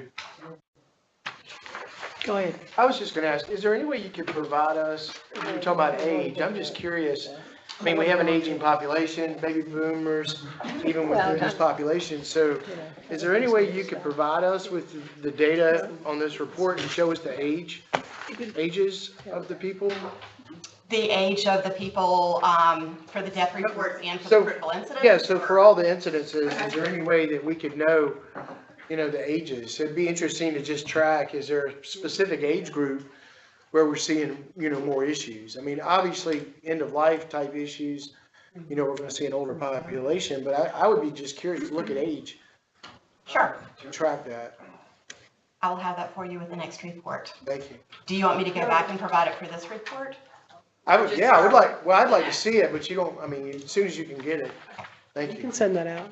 And that's a discussion we have because, we've been serving people now since the 80s, and some of the same folks have been with us all that time. So when they come in at 40, they're now 70. Right. It's a testament to how well we care for people, but it's also, they're dealing with the same aging issues everybody else is dealing with. So yeah, that is a definite. I think I said something about aging last night. We've got to break down the age of folks so you can see. I'll be happy to do that. Continue. Ms. Thompson, did you have Yes, questions? the information that we got last in May was through March 31st, and for 2017, I see you corrected that one to 1883, which was fiscal year 17, so that was a correction. Mm-hmm. The last report in that current methodology, the number of critical incidents that below it that's graded out because of the way you changed reporting, was 1018 in the last report you gave us, so it shrunk by 100. The rate that you gave us the last time was 11.4 and not 10.3. And on this A&E report, on the last report, it showed, now this may have something to do with going back and finding something that happened in the past, but the number was 526 in 2017 for A&E allegations on this last report that you gave us, and it changed to 549. So would that mean that since May, 23 people accused someone of something over a year ago? Okay. And so then again, the disciplinary action was 130, now it's 157, so we picked up 27 then? Yes. Okay. So those numbers are corrected, but also accurate, right? Yes, they are. So the bigger picture here is we are not inching up in some ways anymore. Now we are leaping forward in some of these statistics, because if you look at the percentage of increase, and I don't know if it's accurate to do it the way you have it here. It's number of years all clocked together, because aren't we serving more people now than we were serving 8 years ago? Yes, we are. So wouldn't it have, you've got the frequency, but you've also got an 8-year average. Would that be then, we are serving more people, so. We are. Okay, so the threatening victim without physical contact is way up. The theft of medication is way up. Are we looking at opioid stuff or just medications in general? It has been an opioid, Because that would be yes. in line with the crisis that we now face in that. And then the strike causing abuse, which all of these things further point to the fact that we need an action plan. And the cameras, you know, are really, really needed. So I'm glad y'all are working on getting those started, and good luck with that. If there's anything else that we need to do, I don't know what it would be, but there's a difference in 8 years ago and today, and our job needs to be to figure out what that is. I think people say part of putting in that risk management where we are looking at everything we're looking at things on a quarterly basis or reviewing them here, we need to be doing it more often from our perspective, and then getting out and doing training in different providers. We have to build a system here. Yeah. That's what we need to do. Yeah. Let's discuss, go ahead, continue, please, I'm sorry. Sure. Kathy. So you may recall that Mr. Maley presented this data back in May of 2018. And at that time, he noted the uptick in the A&E incidents. And that was when we had 9 showing. Now we have 20.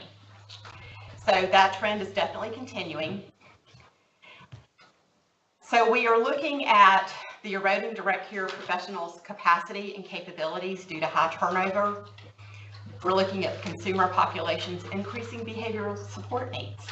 The people that are coming into our system have much more intense needs. They are a more challenging group and challenge our direct support in ways that they haven't been challenged before. We have a lack of standardized training for DSPs and first line supervisors, which needs to be addressed. And we have a need for executive level training to ensure that each provider has a robust risk management process to stimulate proactive A&E risk mitigation and lessons learned. A lot of our providers, when they go through the process of completing their A&E reports, when law enforcement is involved, they don't dig down into the details. Some of our providers do a fantastic job. They are very thorough. Other providers, not so much.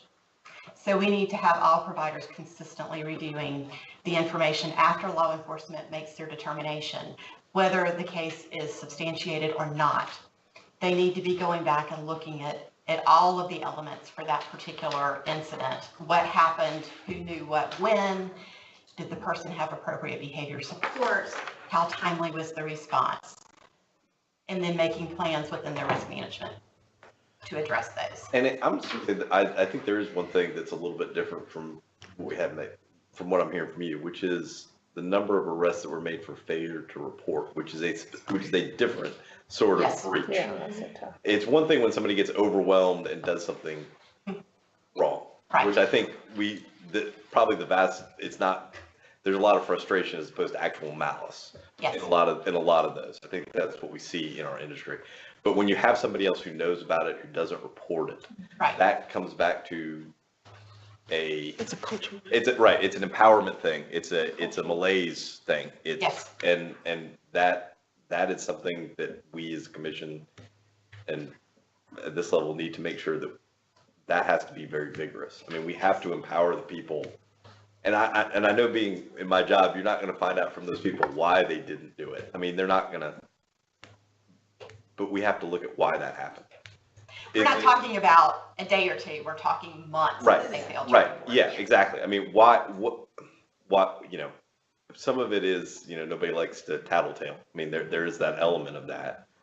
But there can also be a cultural intimidation of not reporting, which is that's the death knell. That's the thing that we really need to watch out for. And that I agree with you say that's just another thing that as we're working forward, and I agree it's a cultural thing, we have to make sure that there is not a culture of silence.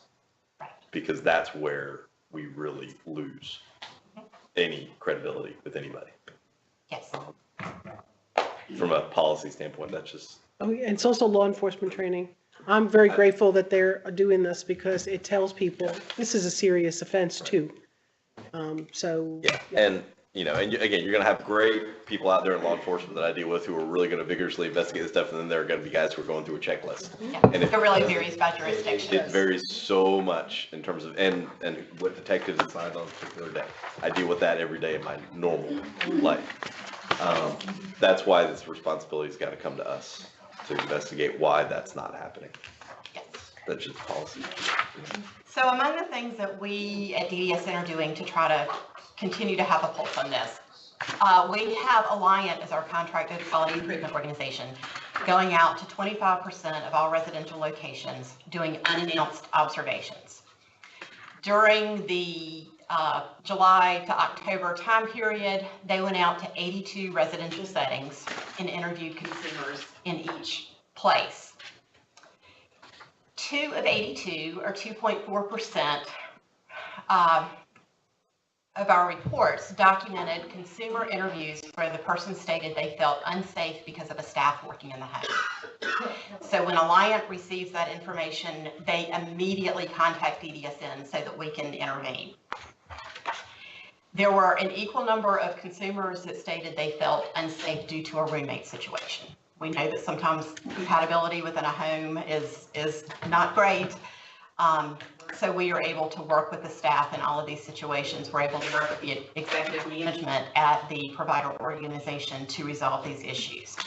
In the cases that I've mentioned here, there were no actual allegations of abuse, but the person stated that there was generally a personality conflict, is what it boiled down to. In 3.7%, or 3 of the 82 cases, we ended up having a documented concern after an interview where Alliant, as mandated reporters, made a report to SLED for an allegation of abuse. Now, in one case, a report had already been made to SLED and investigated. So that was good to know. It was not substantiated. In the other 2 cases, SLED actually declined to issue an intake. They did not vet it for investigation because the details were pretty vague, but we did alert the management staff of the organization. They completed our internal abuse and neglect reporting process just to make sure that they could do the administrative review and correct any behavior that might have been going on that led the person to believe they might have been subject to A&E. I think it's pretty telling, and this kind of goes back to the culture issue. In 36.6% of the reports, Alliant found that consumers were not receiving the assistance with the acquisition, retention, or improvement in their skills. That kind of like the active treatment that Mary talked about. Active treatment is an ICF term, but in the community, people are not receiving similar supports related to their training objectives and their goals. So that is an area we definitely need to work on to make sure that people are receiving meaningful services, that we're not just providing room and board for folks, but we are actually providing the Medicaid service, which is residential habilitation. To go along with this, we also have Alliant as the QIO tracking things through the contract compliance review process. They're looking at to make sure that staff are receiving the training that they're supposed to have, that they have the correct crisis management curriculum in place. I think we can argue about the effectiveness of some of the curricula. We also look to see if the upper level management staff at a provider organization are going out and doing unannounced visits in their own homes. Now, our requirement is that the manager of the program doesn't go out and review their own program. We want it to be mixed up, and that is a challenge for some of our smaller providers. But our compliance rate for that particular issue is only around 80%. We're up to 90 in the first quarter of fiscal year 19. But we definitely need to have the management of our provider organizations going out to do unannounced visits, because I think that's where they can catch a lot of the issues related to their licensing inspections. I think it's where they are able to have a faster response and a more effective response related to any concerns that the individuals may have. If they're going in unannounced, they can catch these staffing issues. And, you know, I'm a stickler for time. Could you come? I can. I'll pick it up. Sorry. I just want to go ahead because we can all read. Okay, got it. Conclusions, and I'm sorry to do that, but I do not like to be in a room full of no people. So go I ahead. understand. Right, please let me know if you have other questions, and I'll be happy to get that other information. Or you can go through the Go through the conclusions if you conclusion, like. okay. Go ahead. I thought you were moving me on. I am, but I want you to go to the conclusion. Okay. Unless somebody has a question, which I would like Last to one, ask. unless you guys have a lot of other questions about critical incidents, we're good on this one. So DDSN has a multi-pronged framework to address the increasing A&E issues. The first is to develop an immediate awareness training for our DSPs. We want to get vignettes of the actual abuse allegations that have resulted in arrest out to the direct support staff so that they can see what is happening and hopefully correct some of their behavior based on what they see and how people have been arrested. We also intend to develop a lessons learned packet which will be distributed to providers. We want to develop a new statewide training curriculum to address the content and the communication will be geared towards the audience, whether it's the direct support professionals, the midline supervisors, or the executive management. The training that we currently have in place for all of our providers was actually developed by the Adult Protection Coordinating Council, and it was put in place after the 2014 LAC audit. The LAC specifically stated that DDSN needed to have a consistent mandatory curriculum in place, and at the time the agency adopted the APCC training. We have had 4 providers that submitted a request for exception. They developed their own training. We ensured that they included all of the components of the APCC, they just presented it in a different format, and certainly we've offered that opportunity to other providers, but we're going to step in and change up that training. We're going to improve the risk management process, as Mary talked about that just a few minutes ago, pursuing the DSP recruitment through the school system. Mary also mentioned that. Continue to pursue the wage enhancements through the budgeting process, establish policies regarding the use of cameras and pilot that project, and then reemphasize the oversight and training within our residential programs. That residential habilitation that I spoke about earlier, and making sure that people are working on objectives that will reduce risk. Great. Thank you so much. This is a wonderful report. Everybody should read it. It looks fabulous, and I really appreciate it. Okay, Susan Beck. So I'm understanding you want me to not go slowly. I want to have people still here, and I know at 2 hours they all leave me. Guess what? I gotta stay. I know, you have the meetings. Yeah, so go ahead. Go ahead. Are you started up? Play? I like that. Okay, good. So I'll be reporting on the risk management market rate status, to give you all some forecasting about where we're going with the system due to some changes in rates. And I'll be very brief. But to give you a little background, back in 13-14, DHHS did some recalculation of rates for case management and then set about a schedule to step down to those rates and subsequently pause those, that step down. So then in April of 2018, DHHS advised us to DDSN to resume that plan. And so we're foreseeing that in early 2019, we'll be reaching these rates that we have published here, the 2520 in person per 15-minute unit and the 1550 for the office visit unit type. So that represents a significant step down from current rates. Currently, the monthly capitated rate is $139 per month. So as I said, we're gearing up for a change, and there are a number of factors in the system that I'll cover in subsequent slides. But providers have been really stepping up to the plate and looking at their performance in case management, looking at what's billable, making sure they're documenting, they're not under-documenting, and they're very conscientiously trying to manage their rates, and we've got data to support that. Manage their billable activity, rather. So this chart, I'll just go over it very briefly, is an analysis of monthly provider billings using this plan market rate that I just talked about, the 2520 and the 1550 compared to the monthly capitated rate. So you'll see the months in the first column, the average provider market rate, that's really how they're performing across time. The estimated revenue, that's the funding at that percentage. And then the last column, the estimated revenue, that's the difference from the current capitated rate. So if you start kind of at the bottom, I would call March kind of our baseline month. That was prior to our reactivation of looking at this and gearing up for a eventual step down. April, we didn't really measure that because we felt like that was that transition period and report that here.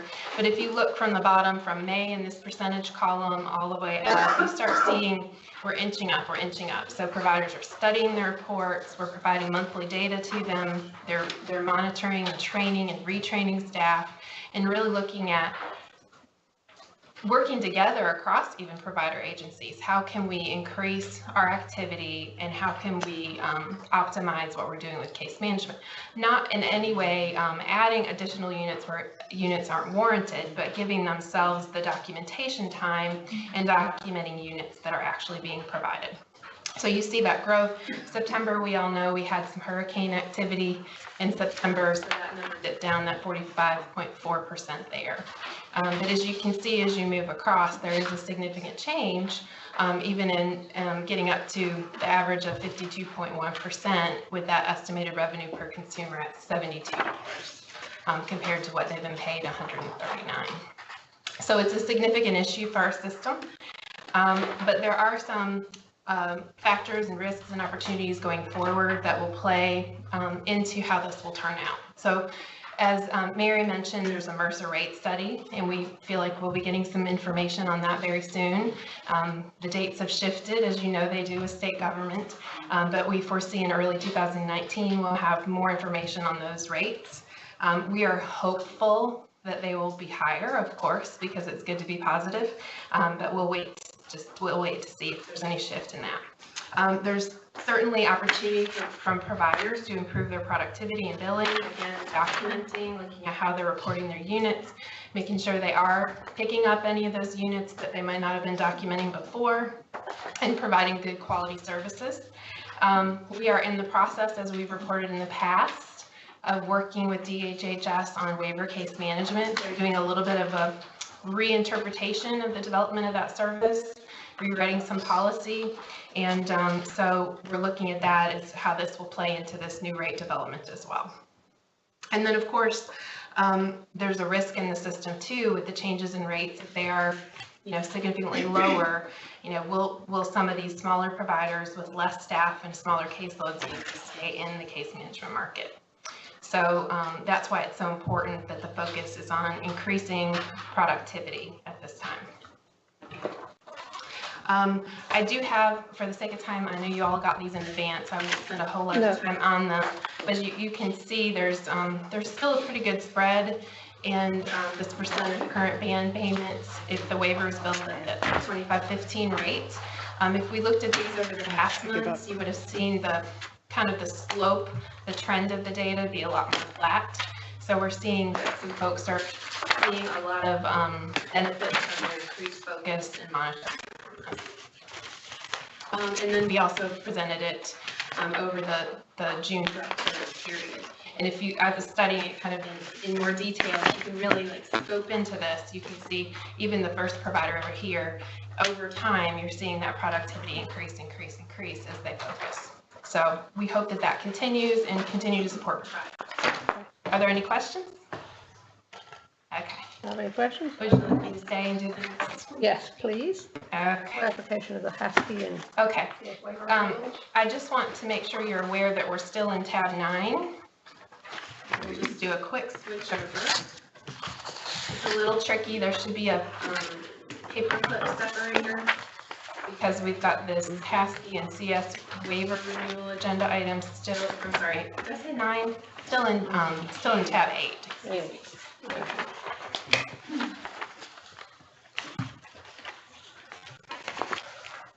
Okay, so the reason for the presentation today is because there were some questions about how the waiver renewals were processed, and changes as they apply to the executive limitations policy changes that went into effect per your approval in August 16th, actually, of 2018. So I'll just kind of highlight some of those things, and please stop me. I can change my content and discussion based on some of your questions that you may have.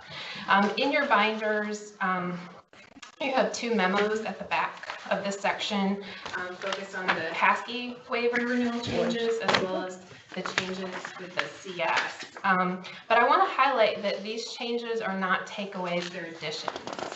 And so in the case of community supports, they've added 2 assessments matched to those accessibility services, like modifications to vehicles, and that sort of thing. In HASCI, they've added, and they're summarized in the documents, they've added 3, again, 2 assessments matched with accessibility, as well as adding a pest control and a bed bug service. Obviously very necessary. So again, I'm highlighting them very briefly for you, but these are additions. There were some questions, I think, about the removal of the prescription benefit from the waiver. This is actually a good thing because as it worked with the state plan Medicaid prescription benefit, it had a quantity, like I'm missing it now, it's 3 or 4, and then the waiver allowed for an additional 3 or 4. So I think it totaled about 7 prescriptions total. The revision to the state plan Medicaid coverage for prescription drugs is now limitless. So folks can get as many prescriptions as they want. So instead of this, 7 limit, if you're in the waiver, now they can get as many as they need. So it was really unnecessary to have a prescription drug benefit that limited access in the waiver. So when the renewal came about, that was removed, and it's really a good thing. So it seems like a removal, but it's really not. And then, of course, there were some administrative changes, reserve capacity, and then, as I briefed you all back in March, some changes with nursing facility level of care, which again opened up access. So in general, just a quick highlight, whenever waivers are good for 5 years at a time, and then a renewal process has to begin. And prior to that expiration date, the renewal process starts about a year ahead of time. So that's exactly what happened in the case, as I highlight, the HASCI renewal process. So as you see, the renewal effective date was July 1st, 2018. So rewind a year, July 24th, 2017, that's when the public input sessions, the discussions between DHHS and DDSN were happening, really when the renewal preparation began. So implementing the renewal that was approved by CMS ultimately in 2018 began long before, and before that change to the executive limitations policy. So that's why it seems a little bit disjointed because of all the prep work ahead of time. But I wanted to make sure you all knew as a commission that waivers are amended as necessary. So during that 5-year active life of the waiver approval, it's possible to do an amendment. So there's one we're hearing from DHHS that will be coming, for instance, because when the Mercer study comes out with rates, there'll be some reconfiguration of rates. There's an appendix within the waiver document that focuses on rates, so an amendment will be necessary. So as the commission is interested in guiding staff to have discussions with DHHS about waiver changes, service changes, those sorts of things, then that can take place. Okay. So that's what I guess that's the main thing I want you all to hear, is that amendment process is going. But at this point, we're in a situation where CMS and DHHS have approved the HASCI waiver renewal as well as the community supports waiver renewals. And so we've been told to move forward with putting those new elements in place. So do we need to approve it? We would like you to. According to the policy, we do. Okay. So do we have any discussion on it? Some more discussion on it? Do I have a motion? I move we approve it. All those? I'll second. All those in favor? Aye. Aye. Ayes have it. Okay. Thank you.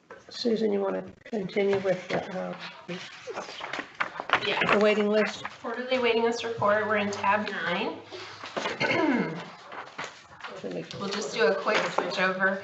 As you know, we have been submitting a report to you all every month. That's been in the binders, but again, quarterly, we're trying to report on the waiting list. So I'll go over those slides very quickly for you all as soon as I pull up here. Okay. Last page.